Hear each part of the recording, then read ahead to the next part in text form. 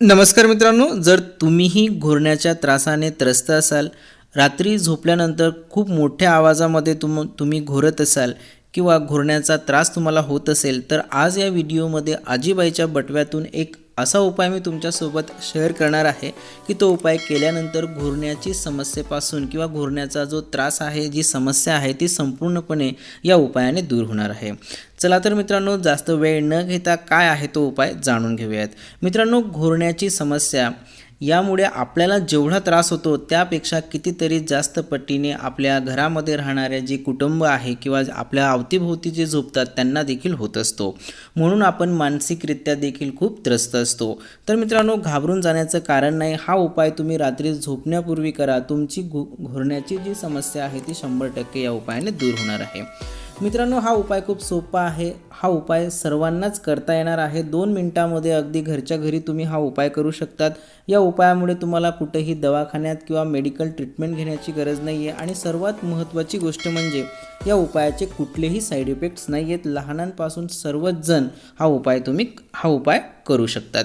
चला तर मित्रांनो, हा उपाय कसा करायचा, त्यासाठी कोणत्या साहित्याची गरज आहे हे आपण जाणून घेऊयात। मित्रांनो, हा उपाय करण्यासाठी आपल्याला फक्त 2 वस्तूंची गरज आहे। पहिली वस्तू तुम्हाला व्हिडिओमध्ये दिसते ती म्हणजे उकळलेलं पाणी। मित्रांनो, हा उपाय करण्यासाठी पहिल्यांदा आपल्याला 1 ते 1.5 तांब्या पाणी एका पातेलीमध्ये घेऊन ते खडखडून अशा पद्धतीने उकळून घ्यायचं आहे।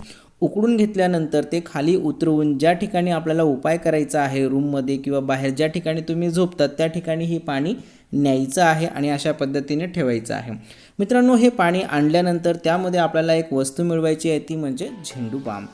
मित्रांनो, छोटासा चिमूटभर झेंडू बाम आपल्याला त्या पाण्यामध्ये मिळवायचा आहे। अशा पद्धतीने मिळवल्यानंतर ज्या वाफा येतात, आपल्या संपूर्ण अंगावर चादर किंवा पांघरून घेऊन ते पातेलं आपल्या आत घ्यायचं आहे आणि पांघरून घेऊन आपल्याला ती वाफ आपल्याला नाकातोंडामध्ये जाऊ द्यायचा आहे। मित्रांनो, हा उपाय करत असताना नाक आणि तोंड उघडं ठेवायचं आहे, डोळे बंद ठेवायचे आहेत। जेवढी वाफ तुम्हाला नाकाने तोंडाने आत घेता येईल तेवढी तुम्ही आत घेण्याचा प्रयत्न करायचा आहे।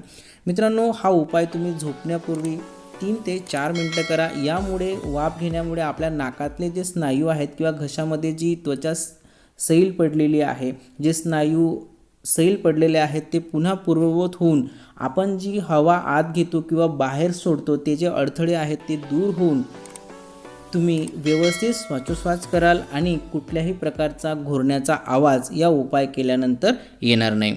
बघा मित्रांनो, इतका साधा हा उपाय आहे। जर तुम्हाला आवडला असेल तर नक्की लाईक करा आणि हा उपाय इतरांना माहीत होण्यासाठी शेअर करायला विसरू नका।